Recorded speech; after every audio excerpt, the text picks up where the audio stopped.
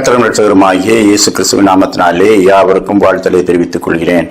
ஒரு மிகப்பெரிய நாத்திகன் ஒரு மிகப்பெரிய ஊழியரை சந்தித்து, ஆதியிலே தேவன் வானத்தையும் பூமியையும் படைத்தார் என்று சொல்கிறீர்களே, இதையெல்லாம் படைக்கும் முன்பதாக தேவன் எங்கே இருந்தார்? அவர் இருக்க வேண்டிய ஒரு இடம் ஒன்றல்லவா? அது எந்த இடம்? அவர் அங்கே என்ன செய்து கொண்டிருந்தார்? அதை சொல்லுங்கள் என்று கேட்டார். அந்த ஊழியக்காரர் யோசித்து விட்டு, என்ன செய்து கொண்டிருந்திருப்பார்? இதே போலவே வேறு இடங்களிலே வேறு அநேக உலகங்களை சிருஷ்டித்து அவைகளை காப்பாற்றி வழிநடத்தி அழித்து புதிதானவற்றை உண்டாக்கி கொண்டிருந்திருக்கலாம். அல்லது பரலோகத்திலே தூதர்களோடு சேர்ந்து பரலோகத்திலே தேவதூதர்கள் செய்யும் ஆராதனையை கேட்டு மகிழ்ந்து கொண்டிருந்திருக்கலாம். அவர் என்ன செய்து கொண்டிருந்தார் என்று நமக்கு வெளிப்படுத்தப்படவில்லை. ஆனால் ஒன்று நிச்சயம், இந்த உலகத்தை படைக்கும் முன்பதாகவே பிசாசுக்காகவும் அவன் தூதர்களுக்காகவும் ஆயத்தம் பண்ணப்பட்ட ஒரு நித்திய அக்கினி என்ற ஒன்றை அவர் படைத்திருக்கிறார்.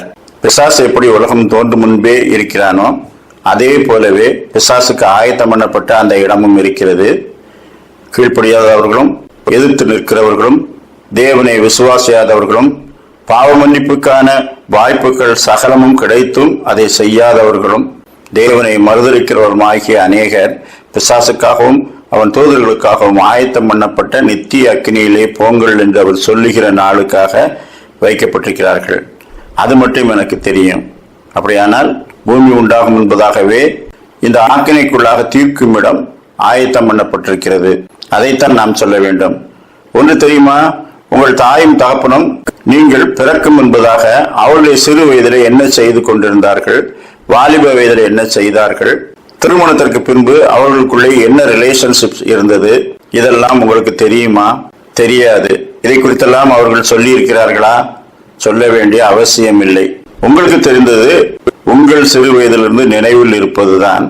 உங்களுக்கும் பெற்றோருக்கும் என்ன தொடர்பு இருக்கிறது, அவர்கள் எப்படி உங்களை நேசிக்கிறார்கள் என்பதுதான். அதுதானே பிரயோஜனம் உள்ளது.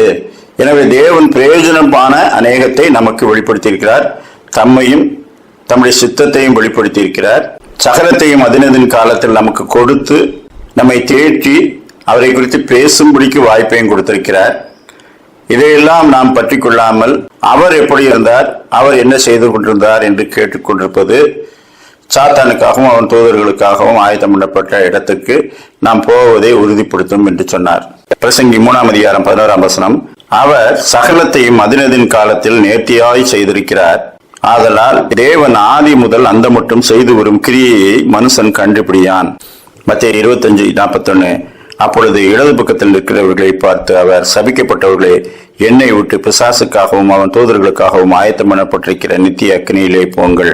1 கொரிந்தியர் 2:9 எழுதியிருக்கிறபடி தேவன் தம்மில் அன்பு கூறுகிறவர்களுக்கு ஆயத்தம் பண்ணினவைகளை கண் காணவும் இல்லை, காது கேட்கவும் இல்லை, அவைகள் மனுஷனுடைய இருதயத்தில் தோன்றவும் இல்லை. 1 கொரிந்தியர் 3:2 பிரியமானவர்களே, இப்பொழுது தேவனுடைய பிள்ளைகளாய் இருக்கிறோம், இனி எவ்விதமாய் இருப்போம் என்று இன்னும் வெளிப்படவில்லை. ஆகிலும் அவர் வெளிப்படும் போது அவர் இருக்கிற வண்ணமாகவே நாம் அவரை தரிசிப்பதனால் அவருக்கு ஒப்பாய் இருப்போம் என்று அறிந்திருக்கிறோம். மகிமையை குறித்த நம்பிக்கையோடு நாம் வாழும்போது மகிமையானவர்கள் எப்படி இருக்கும் என்று நமக்கு வெளிப்படுத்தப்படவில்லை. காணாதிருந்தும் விசுவாசிக்கிறவர்கள் பாக்கியவான்கள். அவரை விசுவாசிக்கிறவன் ஆக்கினைக்குள்ளாக தீர்க்கப்படான். எனவே அவரை விசுவாசத்தை பற்றிக் கொள்வோம். ஆமேன்.